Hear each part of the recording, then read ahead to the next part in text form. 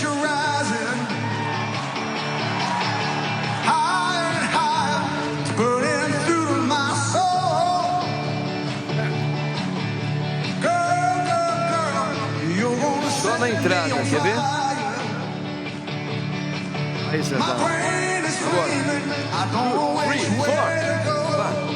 Here we go, 2, 3.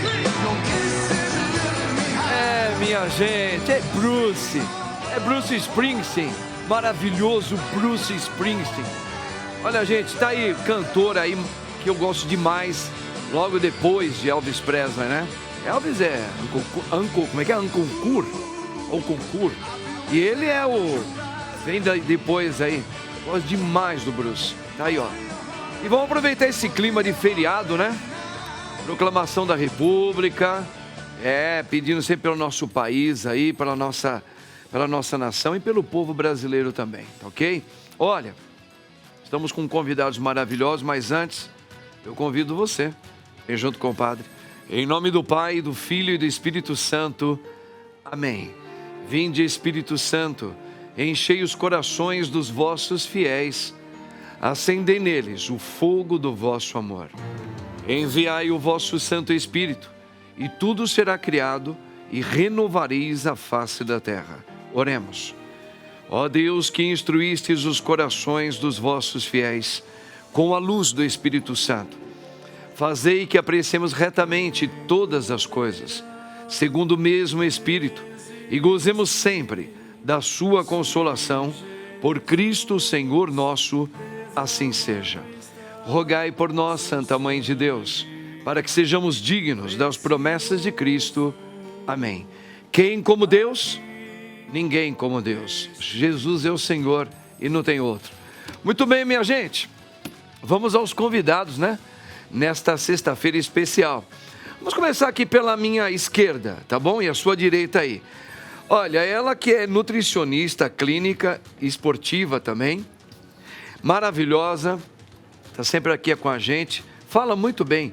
Tenho a honra de trazê-la aqui mais uma vez no meu programa, doutora Jéssica Barbosa, né? Bárbara da Silva. Doutora Jéssica, tá aqui, ó. Deus abençoe. Obrigada, padre. Amém. Que alegria estar aqui hoje nesse dia tão especial. Você é muito querida. E eu sempre fico muito feliz quando eu recebo o convite. Ah, que bacana. Eu estou com roupa de ir. Fala, pode vir? Já estou com roupa de ir. Isso é bom porque contribui nas suas falas aqui. Ele que é fisioterapeuta e empresário, muito querido nosso, competente, nosso querido Tiago Marranchini. Olha lá, Tiago. Deus abençoe você. Tamo junto. Tá aqui novamente. Que bom que você veio aí. Gente, ela é uma grande psicóloga, queridíssima. Já foi no meu programa Tamo Junto também. Já veio nesse e voltou de novo. Minha querida Soraya Lopes, psicóloga. Sorainha, que Deus abençoe você. Sua bênção sempre. Deus abençoe, você é muito querida. Nós todos. Tá? O senhor também é muito querido. É bonito seu cabelo, hein? Muito obrigada. Combinou aí com... Vim especialmente para vê-lo. Ah, que beleza. Obrigado, querido.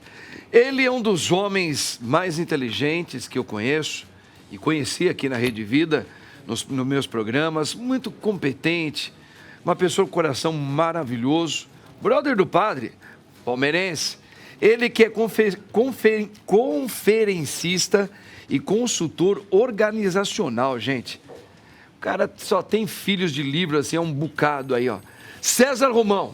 Tudo tem bem, pra ninguém. Prazer. Deus abençoe, tamo junto sempre. A nossa. Bela barba, hein? Bacana, concorrência com a sua. A sua agora tá mais crescida.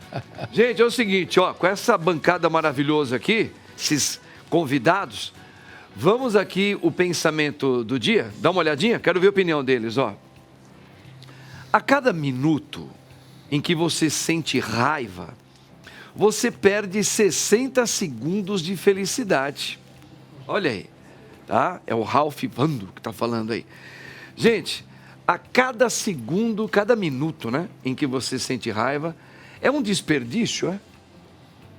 Mas o que a gente vai fazer? Porque eu já ouvi falar que às vezes a raiva também, Soraya, a raiva, às vezes ela pode também proporcionar, não sei se a palavra é dentro da psicologia, alguns indícios bons para você expelir, para você se descobrir, para você se mostrar também que você também tem certas intolerâncias com aquilo que às vezes te machuca.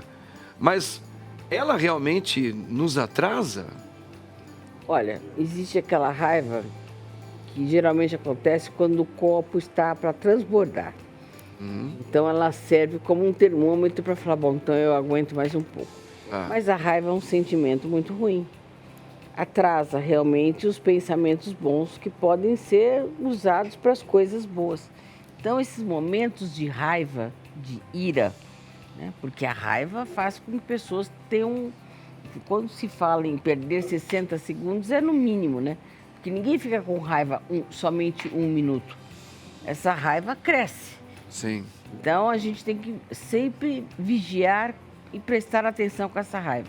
Ter raiva, falar, puxa, não deu certo. Ok, não deu certo. Então vamos para o próximo. Tentar colocar um outro pensamento que seja positivo e que tire essa raiva do nosso Mas pensamento. às vezes a gente pode se deleitar um pouco, né? Eu não estou falando, estou dando exemplo. Sim. De repente você se deleita na raiva por mais tempo, porque ela também pode operar em você a degraus para que você possa falar, bom, por que eu fiquei com raiva? Eu posso me descobrir também com isso daí. Às vezes, dependendo do tamanho dessa minha raiva, eu posso também, eu estou tendo a capacidade de me descobrir como alguém que precisa melhorar, ou então que eu tenho também alguns momentos que eu estou correto, e muitas vezes eu estou correto, e por eu estar correto, aquilo não deu certo, porque foi um vacilo do outro lado, um pouco meu. É uma maneira de você se descobrir também, né? É uma maneira de virar a chave. Muitas Virar vezes a chave. é virar a chave. Tá? Porque às vezes, quando acontece esse tipo de raiva que o senhor está comentando, isso acontece muito esse exemplo, geralmente de quem faz terapia. A raiva é necessária. Você colocar essa raiva para que você se alivie e fale, opa, essa foi uma chave que me fez descobrir. Eu acho que a raiva é um ponto de impulsionador de reflexão. Se você não, muitas vezes, se eu não sinto a raiva, aquele momento passa desapercebido. Então, era isso que eu estava tentando falar para você, em outras palavras, mas ele entrou legal também agora. Sim, mas esse impulso, é o que eu falo, nós temos também que nos policiar com os nossos impulsos, né? Então, hoje nós estamos vivendo um mundo muito permissivo. Nós estávamos falando isso antes do programa, eu e o Dr. César. Nós temos momentos onde tudo pode. Então, se eu tenho uma raiva repentina, não, tudo bem, eu estou passando, olha, é seu álibi. Eu te perdoo, está tudo certo. Então, a gente precisa, existe essa raiva, mas nós precisamos nos policiar. Senão nós viveremos eternamente com esse sentimento guardado ali para que ele fique num gatilho. Que ele vire um gatilho para que isso possa dar vazão a outro tipo de sentimentos, às vezes, piores do que a raiva. Pegando um pouco do que o Tiago colocou, e a nossa querida Soraya, vocês também alimentam esses mesmos pensamentos, querem aplicar mais, adicionar um pouco mais de tempero nisso tudo? Eu acho que a raiva, ela pode estar muito ligada com a frustração. E às vezes, aí a doutora vai poder me corrigir se eu estiver errada, sobre a autorresponsabilidade. Eu sinto raiva do quê? Eu levantei, tropecei no meu chinelo, senti raiva naquele momento, mas fui eu que deixei o chinelo ali. Será que não é uma frustração por algo de errado que eu fiz? É claro que tem todo um contexto. E você também está se autodescobrindo com isso, como foi que o Marraquini falou, né? Frequência, motivo, sempre com as mesmas pessoas, os gatilhos. Com que frequência isso acontece? Isso é algo que é corriqueiro? É algo que é de vez em quando? É sempre com as mesmas pessoas? Eu acho que uma autorreflexão às vezes vale a pena. Mas eu concordo, eu acho que sentir raiva, sempre que é possível controlar ou não deixar ela se como a nossa querida Sorainha falou, sem dúvida nenhuma. Você também pensa assim? Nós temos 8 bilhões de pessoas no planeta Terra. Se entrevistarmos cada um, todos sentiram raiva em algum momento da vida. A raiva é um sentimento que faz parte da natureza humana, da natureza animal, da natureza mamífera, né? Tanto que Dante, nos 7 Pecados Capitais, fala da ira, né? Como disse. Então, tem a ira de Deus também na Bíblia que fala, e aí tem que ser entendido. Isso, entendido. Isso mesmo, A ira de Deus, né? A ira do próprio Cristo, quando entra no templo e expulsa os... Tem aquela ira, né? Da inconformidade. Isso, você fica inconformado com algo. Agora, o que não pode é a raiva que não é nutritiva. Você pode ter um momento de raiva por não se conformar com determinada situação. O que é uma raiva não nutritiva? É eu sentir raiva de alguém desejando mal para aquele alguém. Então, isso é uma raiva que não é nutritiva. Certo. E a raiva, nós precisamos aprender a dominá-la e deixar que ela permaneça o menos tempo possível. Por quê? Porque ela só dói em quem sente. Ela não dói no outro. Eu posso dizer que eu tenho raiva de você, eu tenho raiva, mudou alguma coisa na sua vida? Eu dizer para você que tem raiva. Né? Então, é um veneno que nós mesmos tomamos e só faz efeito em nós. Que é o que a senhora Rainha estava Se falando. um dia você sentir raiva de alguém, passe isso rápido. Eu acho que um dos grandes desafios que nós temos na existência é saber lidar com a nossa ira, com a nossa inconformidade, Sim. de maneira nutritiva. Não é porque eu estou inconformado com alguma coisa que eu desejo mal àquela pessoa. Interessante, que legal. Tá vendo, gente? Ó, que você viu a rodada que teve aqui para a gente chegar a um bom senso aí, tá certo? Vamos então aqui, minha gente, a nossa primeira informação, a nossa primeira notícia. Olha aqui, ó. Brasil é destaque no compromisso internacional de proteção de trabalhadores em migração. Profissionais da saúde que se mudam para outros países devem ter seus direitos garantidos. Gente, eu acredito que todos os profissionais que saem do país devem ter os seus direitos, mas aqui mais exatamente são os profissionais da saúde, César?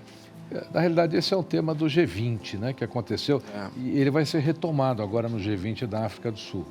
O Brasil foi o primeiro país a ter essa preocupação. Nós temos hoje aqui no Brasil mais de 13 mil profissionais que migraram, principalmente na área da saúde, eles estão praticamente no SUS. O Brasil respeita muito esses profissionais que migraram, que estão aqui trabalhando e servindo a nossa nação, principalmente na área da saúde.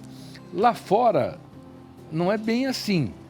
Essa é a preocupação do Brasil, porque o Brasil recebe muito bem, mas lá fora... Não é recebido. Não é recebido como a gente imagina. Sim. As coisas são bem adversas. Mas eu deixo aqui uma reflexão, mais do seguinte. Nós temos 13 mil profissionais que migraram para o nosso país para poder suprir a nossa área de necessidade na área da saúde. Somente 70% desses profissionais são médicos, aí mais um percentual de enfermeiros e tal. Eu questiono o seguinte, o que é que nós estamos fazendo com os nossos talentos? Por que nós não estamos formando mais médicos? Por que nós não estamos formando mais esses profissionais? Por que nós não abrimos aí, pelo menos, a cada 2, 3 anos, uma universidade de medicina? E hoje você vê as vagas sendo disputadas sempre na mesma universidade, é um grupo de universidade de medicina. A gente não tem falta de médico porque ninguém quer ser médico, a gente tem falta de médico porque as universidades que poderiam ser federais, são poucas as vagas. E quem consegue fazer medicina, as mensalidades são altíssimas. Sim. Os pais que pagam as universidades dos seus filhos sabem disso. Tem que honrar ali com um valor astronômico durante 8 anos. 8 anos direto. Né? E depois ainda aguardar mais um pouco aí para ele fazer todo aquele percurso que precisa. A minha sugestão aqui é que o Brasil continue, o Brasil vai continuar, ele é pioneiro nisso, agora na África do Sul, no próximo G20, o Brasil vai se aprofundar nesse tema, o Brasil é um exemplo em tratamento a profissionais que são migratórios, é um exemplo para o mundo, olha que bacana isso. Sim. Ninguém trata profissionais que migram como o Brasil, ninguém, nenhum país do mundo. Isso é muito positivo, né? E que o nosso governo abra aí, pelo menos aí, até 2025, no próximo G20, inaugure pelo menos mais uma universidade de medicina em cada estado. Não, mas eu acho que é legal isso que você está falando, da gente incentivar o nosso país, incentivar nós brasileiros, né, os brasileiros, a terem grandes profissionais, porque capacidade tem. Mas assim, por outro lado também, César... Faça uma observação depois. Por outro lado também, eu acho que esse exemplo que o Brasil está dando para o mundo, coisa que o nosso país talvez seja o pioneiro em fazer isso aí é um exemplo humanitário espetacular. Sabe por quê, Pai? Existem barreiras, eu chamo de barreiras e abismos geográficos. Né? lugares onde nem as próprias pessoas... Vamos citar aqui, por exemplo, os Estados Unidos. Tem lugares nos Estados Unidos que nem os próprios americanos vão, como médico. Sim. Né? Temos aí o exemplo do Médico Sem Fronteira. Por que o Médico Sem Fronteira existe? Porque existem lugares que são barreiras e abismos geográficos que ninguém quer ir. Então, esse é um processo que a gente precisa vencer.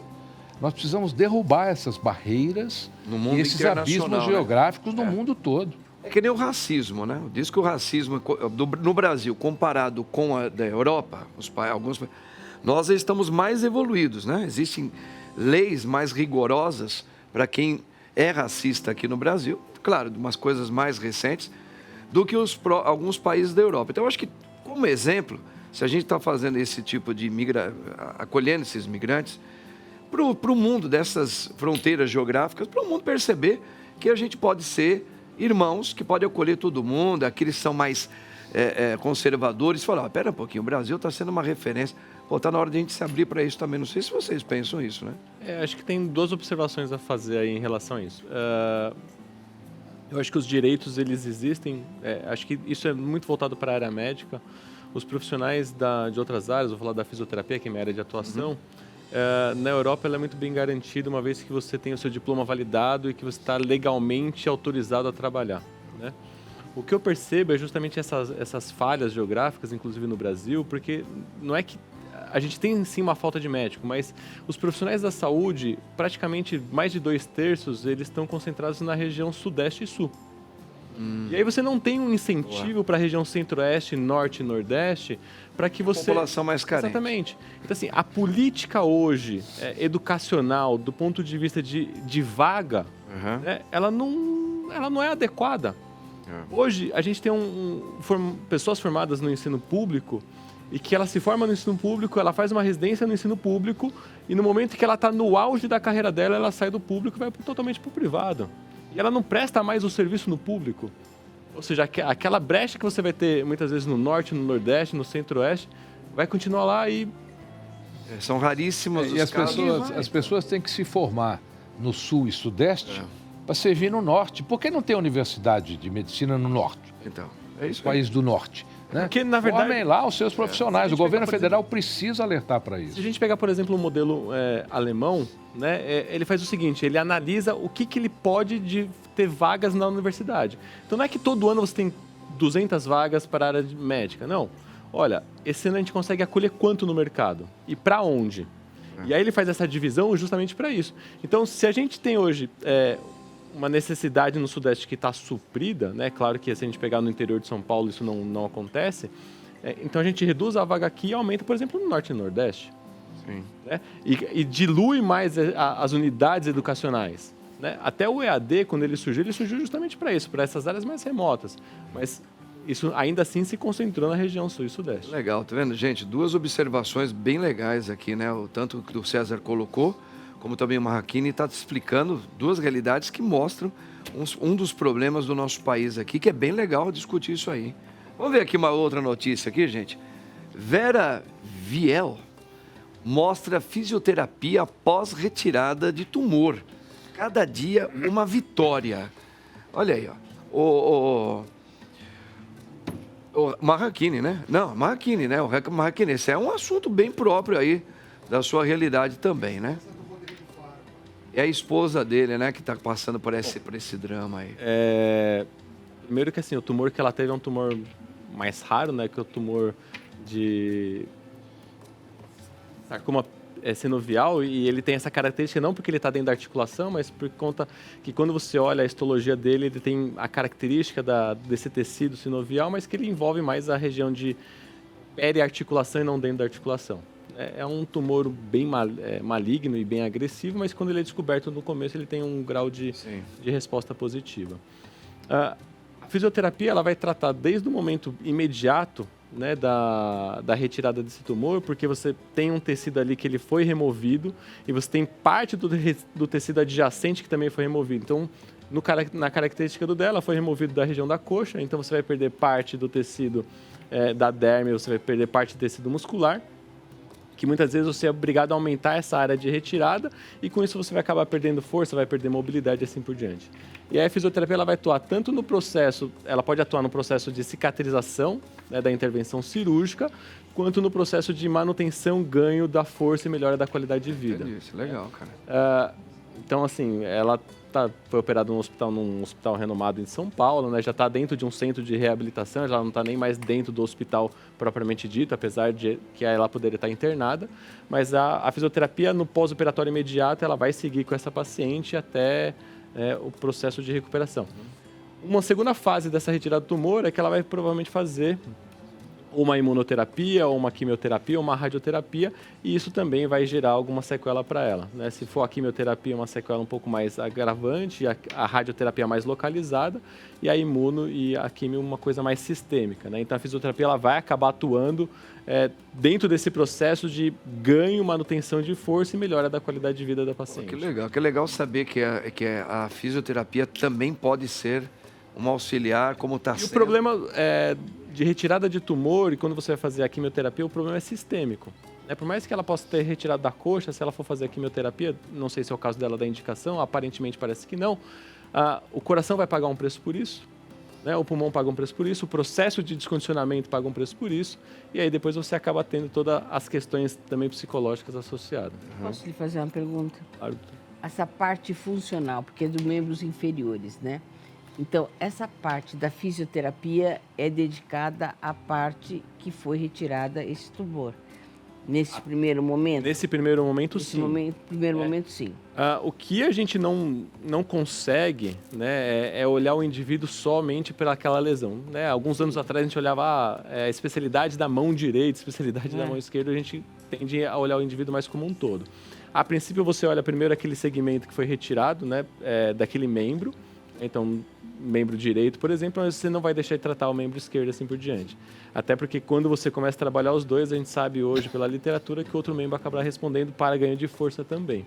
Tá? Então a gente acaba priorizando, existe mas... um auxílio também na parte psicológica, onde ela vai perceber que houve a retirada desse tumor, de um dos membros, mas ela vai ter uma funcionalidade e que isso vai ajudar na parte psicológica, na recuperação dela. Isso é importante. Tanto que as ferramentas que a gente utiliza é justamente sempre analisando a parte funcional associada ao social, ao psicológico e quando isso acaba melhorando. Que bom, né? Que bom que ela está se recuperando, né? Que Deus ajude. Que Deus e assim, ajude mesmo. espero também Muito que, católico. graças a Deus, eles têm condições também de ir no grandes médicos, hospitais. E fosse, como a gente começou a conversa, seria bom que todo o país também pudesse ter esse mesmo acolhimento de tratamento para todo mundo, né? E seja para abrir horizontes. Vamos lá, minha gente, vamos lá, voltando aqui, ó. Essa outra notícia aqui importante, ó. 80% das crianças brasileiras consomem alimentos ultraprocessados. Com frequência, viu? Olha, aqui nós estamos baseando um pouquinho mais nas crianças, né, Jéssica? Mas, assim, eu tinha a impressão que parece que nos últimos tempos estava havendo uma consciência maior sobre a alimentação, mas essa nutrição melhor. A gente sempre está a gente está vendo, não só aqui, muitos canais, a própria internet, falando, olha, gente, alimentação para as crianças, para os jovens. Mas parece que ainda não, doutora. Explica um pouquinho isso aí, Jéssica, para a gente. Ainda é muito grande a maneira dos ultraprocessados com frequência, né? É bastante, padre. Acho que, antes de tudo, primeiro a gente tem que entender o que é o ultraprocessado. A gente falou tantas coisas legais aqui do Brasil, eu vou trazer mais uma. A gente tem um guia alimentar para a população brasileira, que é um guia que já foi reconhecido mundialmente como o pioneiro em trazer essa visão do alimento, não somente pelo nutriente que ele fornece, mas pelo seu grau de processamento. Então, se a gente pegar ali o guia alimentar para a população brasileira, é super fácil de acessar. Joga ali no buscador, guia alimentar para a população brasileira. É um material lindo do Ministério da Saúde. E ele mostra justamente quais alimentos estão no grupo de minimamente processados e ultraprocessados. Então, quando a gente fala do alimento ultraprocessado, qual que é? É aquele que a gente vai no mercado, as pessoas, algumas, acho que até evoluíram nesse sentido, de pegar o produto e olhar a tabela nutricional. As pessoas estão muito ligadas nessa Nisso coisa. aí você percebe que já teve se ligou mais. Principalmente porque as pessoas querem comer proteína, né? Então aqui tem proteína, tem carboidrato, tem gordura. Mas tão importante quanto essa parte da tabela é a lista de ingredientes. E é nessa parte da lista que a gente vai ver se o alimento é ultraprocessado. O que é um alimento ultraprocessado? É aquele que tem ingrediente que a gente não tem na nossa casa. Então, você olha lá na lista, você vai ver um exemplo. Uma carboximetilcelulose. Alguém tem carboximetilcelulose em casa? Não tem. Sabe nem o que é isso. Porque é um aditivo químico que ele não tem a função de nutrir. Ele tem uma função de mudar as características do alimento para ficar mais fácil de vender, né? Sem contar toda a questão de manter mais tempo ali na prateleira.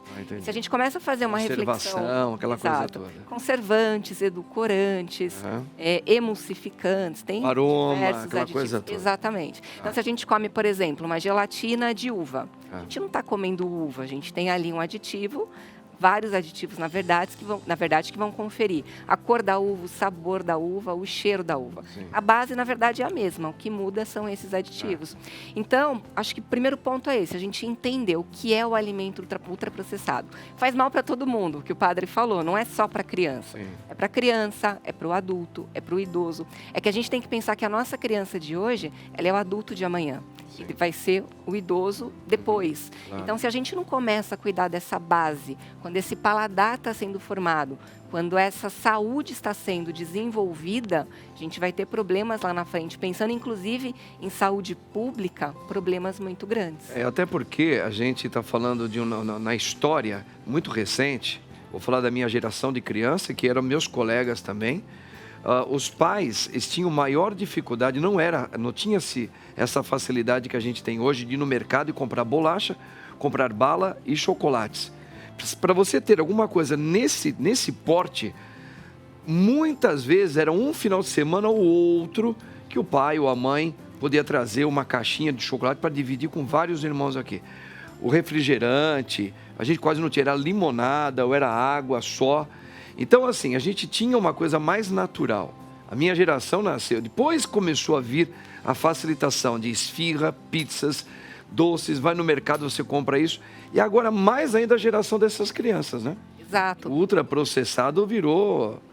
Você vai no mercado e, estrategicamente, a indústria sabe disso, né? Ela já faz aquele apelo de marketing totalmente voltado para esse público infantil.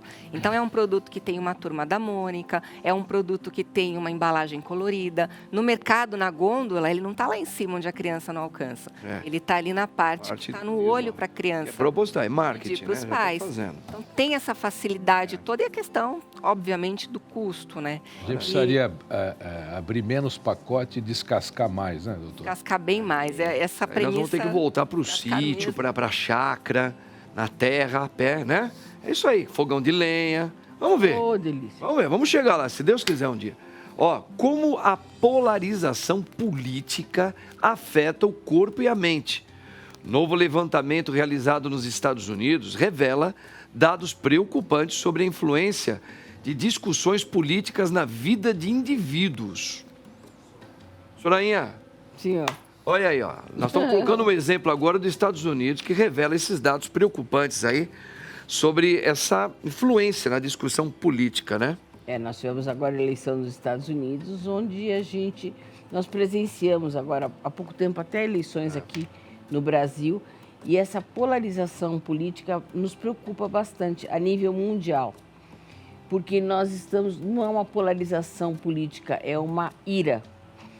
Ou você faz parte disso, ou você gosta do que eu gosto, ou você não gosta do que eu não gosto. Ou você é contra mim. Se você não gosta do que eu gosto, você é contra... Você é contra mim. Então, o que nós vemos hoje?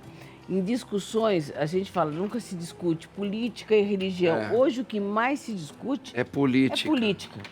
A política, sem saber sequer, é o que eu sempre falo, nós estamos muito preocupados com o que acontece do outro lado do mundo e nós não sabemos sequer quais são as legislações, qual é a legislação que funciona no nosso país. Por exemplo, nós estamos muito preocupados, agora o Donald Trump ganhou novamente nos Estados Unidos, então vai haver toda aquela controvérsia, porque ele é uma pessoa controversa, ele tem os ideais dele, ok? Então, assim, e os Estados Unidos sempre foi um país muito patriota e exemplo para que todos sejamos patriotas. Você não vê uma casa nos Estados Unidos que não tem uma bandeira. Sim. Isso eu acho um estilo de patriotismo que pode ser publicitário, pode ser de marketing, não importa. Né? Mas o que nós estamos vendo, pessoas que estão se tornando verdadeiros inimigos por causa dessa polarização. Então, é como gostar de time de futebol. Nós dois somos palmeirenses, graças a Deus. Três. Aqui. Os três aqui, pelo Nós três menos. aqui. Então, aí o que acontece, né? Aí nós temos uma polarização com outros. Falou, opa, pera um pouquinho. Só que somos civilizados. Nós sabemos até onde podemos ir. Na política, não.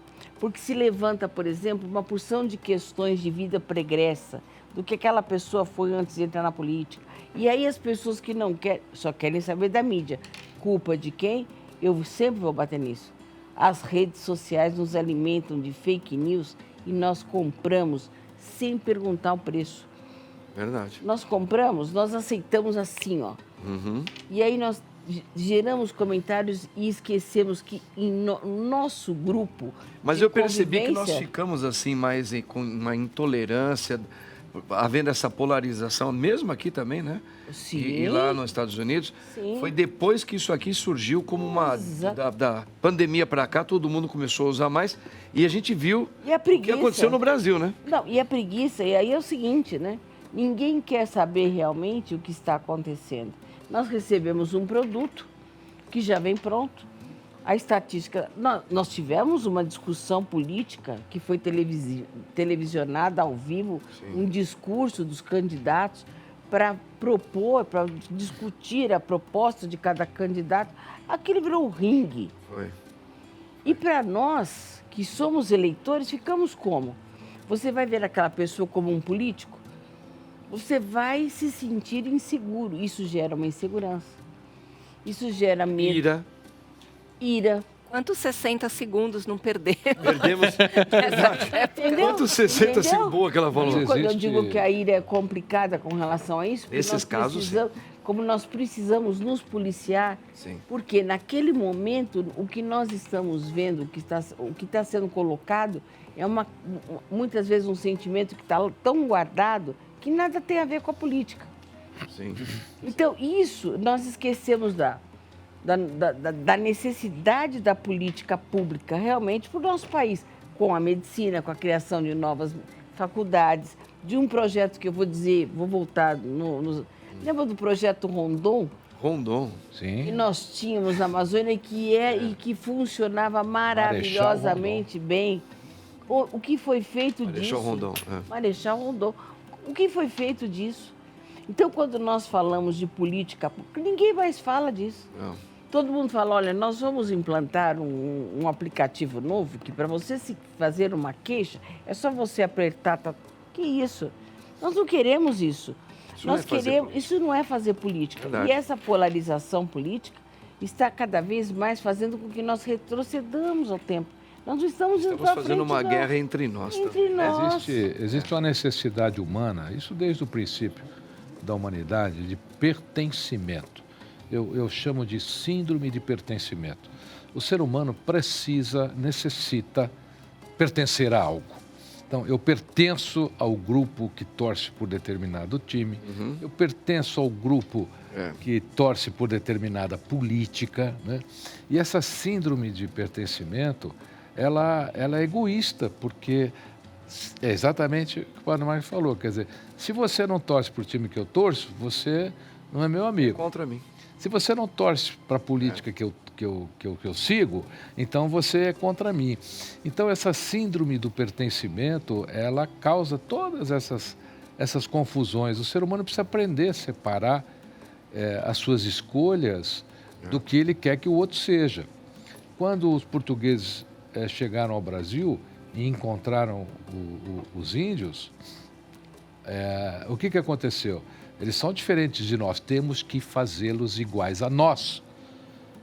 Vamos catequizá-los, né? Vamos tirar os princípios e valores deles. Eles têm que ser igual. E no mundo inteiro foi assim. no lugar da política ali, eu colocaria, entre aspas, né, essa questão da síndrome do pertencimento. Verdade. Gente, e é assuntos verdadeiros que a gente tem que refletir, não é? Mas eu acho que é algo sempre há algo por trás que quer que nós continuemos com essa política do pertencimento para nos guerrear mesmo. Isso é o que eu percebo. Gente, maravilhoso, né? Agora é o seguinte, ó, daqui a pouquinho, Padre Marcos, essa mesa maravilhosa, a gente já volta já. Vamos tomar um café aqui.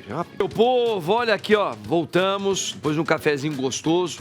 Mas aí, nós temos uma outra notícia importante aqui, ó. Dá uma olhada, gente. Isso aqui, ó. A importância do fisioterapeuta na emergência hospitalar. Na emergência, Tiago? Por que na emergência? Porque ali o cara tá chegando, né? Tá aquele estresse, tá todo mundo esperando, aquela coisa de chegou. Aí a porta de entrada. A gente tem a atuação do fisioterapeuta na emergência de diversos pontos, né? Eu falo que assim, o fisioterapeuta ele atua em vários pontos diferentes, em momentos diferentes da internação do paciente. Os primeiros relatos da fisioterapia na emergência surgem com casos de lombalgia aguda. Então, casos de lombalgia aguda que chegavam na unidade de emergência, chamava-se muitas vezes o fisioterapeuta, e aí começou a surgir a história do fisioterapeuta na emergência. Posteriormente, com o fisioterapeuta atuando na unidade de terapia intensiva, né, cuidando da parte respiratória, isso muitas vezes as pessoas acabam esquecendo, né, desse manejo e cuidado da ventilação do paciente, quem cuida muitas vezes é o fisioterapeuta, começa a surgir a necessidade de uma intervenção precoce, tanto do ponto de vista ventilatório, quanto do ponto de vista muitas vezes motor de alguns pacientes. E aí então começa a ter a ação do fisioterapeuta dentro das unidades de urgência e emergência, né? Claro que em alguns momentos isso já chegou a ser extrapolado para outras unidades, até extra-hospitalares, mas aí não se via a necessidade direta. Então, assim que ele chega na unidade, muitas vezes, havendo a necessidade de uma intervenção precoce do ponto de vista ventilatório, o fisioterapeuta chega e ele atua. Hoje, quem atua nessas unidades é o fisioterapeuta intensivista. Na maioria das vezes, dos casos, é o fisioterapeuta que tem especialidade em terapia intensiva. O que vale ressaltar, né, que hoje não é lei ter o fisioterapeuta na UTI por 24 horas. A lei ela obriga a ter 18 horas ou parte disso fragmentado dentro da UTI. Então, além do fisioterapeuta ter a atuação importante na sala de emergência, ele tem na terapia intensiva, que é um ambiente ainda muito mais hostil, né, do ponto de vista de complexidade do paciente, mas que ainda assim não é lei, né? A gente tem até hoje o Conselho Regional de Fisioterapia, ele apresentou um PL, né, e está hoje na Alesp para votação, na mesa do dia, mas deve chegar só o ano que vem, que é a obrigatoriedade do fisioterapeuta 24 horas nas unidades de terapia intensiva. E hoje, dentro do Conselho Regional, a gente discute dentro de uma Câmara Técnica, né, a possibilidade de ter também o fisioterapeuta como obrigatoriedade na sala de urgência e emergência, na unidade de urgência e emergência, para que, havendo a necessidade imediata de uma intervenção do ponto de vista respiratório, principalmente, tenha-se o profissional ali. Ou seja, muitas vezes esse paciente que ele chega, ele pode ficar até desassistido, porque hoje não é regra que se tenha um fisioterapeuta obrigatoriamente ali. Normalmente, todos esses lugares hospitalares têm algum fisioterapeuta? Ou normalmente não? Tem uma necessidade, eu entendi que você falou, tal, por lei não fica 24 horas, mas tem todos? Na UTI, sim, na sala de emergência, não. Por exemplo, no Hospital São Paulo, né, que tem uma especialidade de fisioterapia em urgência e emergência, sim, tem, mas na grande maioria dos hospitais a gente não tem um fisioterapeuta ali presente, pronto para atuação, né? E havendo a necessidade, acaba sendo deslocado de uma outra unidade. Poxa vida. O que é muito ruim e acaba muitas vezes comprometendo também, infringindo uma lei, né? Que proíbe o fisioterapeuta de sair de uma unidade de terapia intensiva para... Entra um pouco naquela primeira conversa nossa. Exatamente. Porque você vê, onde eles estão? Por que tem que trazer um outro? Por que... Exatamente, porque falta o profissional e falta muitas vezes a legislação para isso. Que coisa, tá vendo, gente? Uma aula aqui que o Tiagão tá dando pra gente, hein? Mas vamos ver aqui uma outra informação importante. Olha aqui, ó. Tudo bem, Tiagão. 22% dos brasileiros não têm acesso à alimentação saudável. 22% dos brasileiros não têm acesso. Só 22%? É muita gente, padre. Você acha que é, Muita você gente. acha que é muita gente?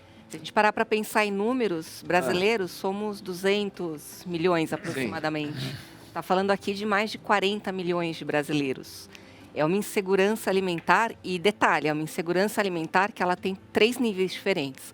Se a gente colocar lá o nível leve, moderado e aquele nível mais agressivo, mais importante, a gente pode reduzir ali para uns 4%. Então, eu estou falando... Mas aí não está entrando na questão de condição econômica, não, né? Também entra. Também entra? Também entra a condição Eu acho que o povo econômica. não sabe se alimentar. Vamos lá, até uma pessoa que tem condições se alimenta mal, né? Sim, Muitos. aqui a preocupação é não ter o acesso.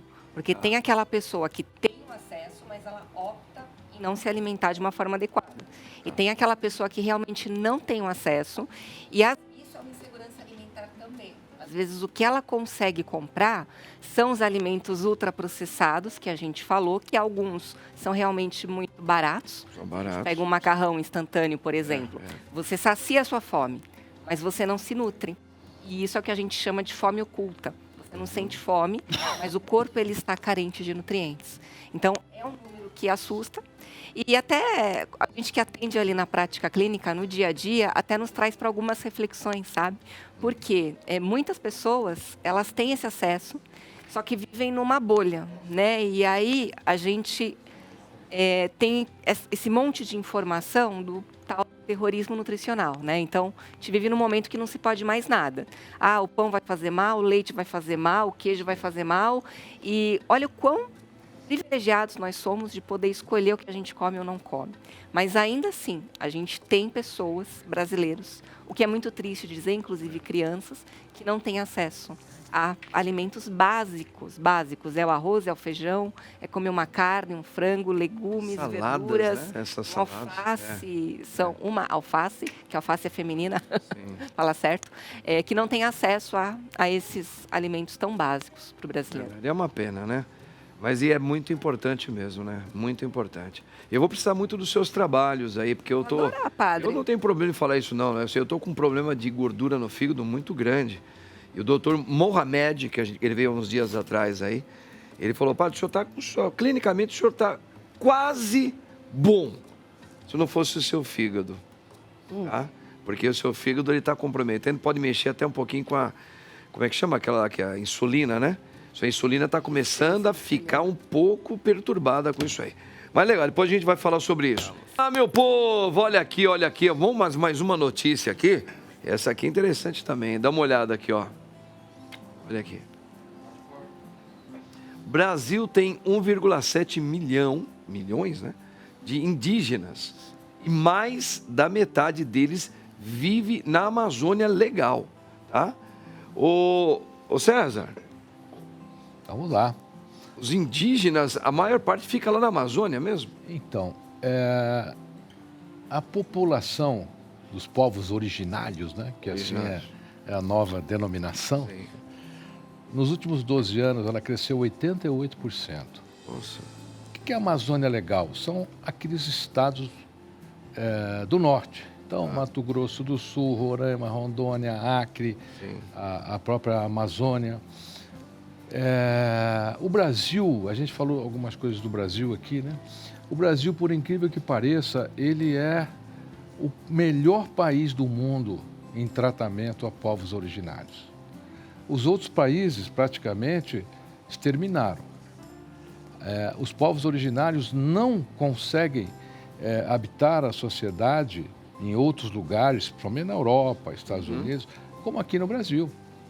Aqui no Brasil você tem indígena que é deputado federal, né? Já no passado, o primeiro foi o Juruna, lembra dele? Juruna do gravador, famoso. né, e tal. Então, essas oportunidades que o Brasil dá são sensacionais.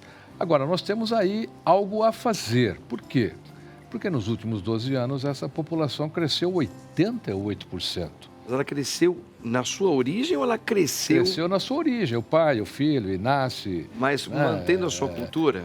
Parte dela. Nós temos aqui em São Paulo, por exemplo, 50 mil indígenas, 50 mil pessoas de povos originários. O segundo lugar hoje nem está na Amazônia Legal, nesses estados. Está na Bahia. A Bahia hoje é o segundo estado que tem mais indígenas. O Brasil precisa criar uma política diferente, porque essa população está crescendo. O que eu vejo, né, olhando pelo lado da antropologia, né, eu vejo que você não pode mudar a cultura, você não pode tirar os valores. Eles têm que se expandir como uma população dentro do mundo deles, dentro do universo deles.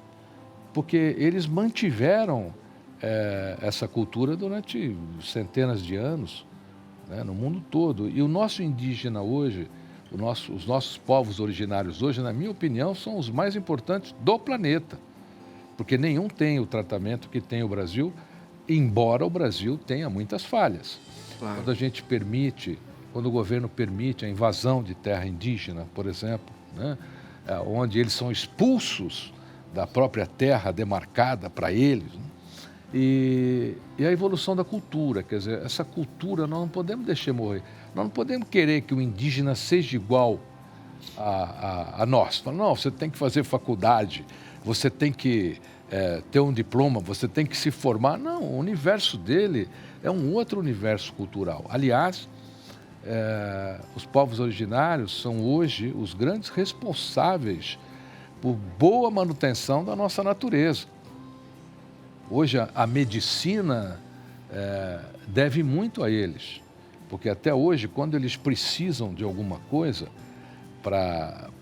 dentro da natureza, não é um cidadão biólogo que vai lá, não, é um indígena que eles pegam.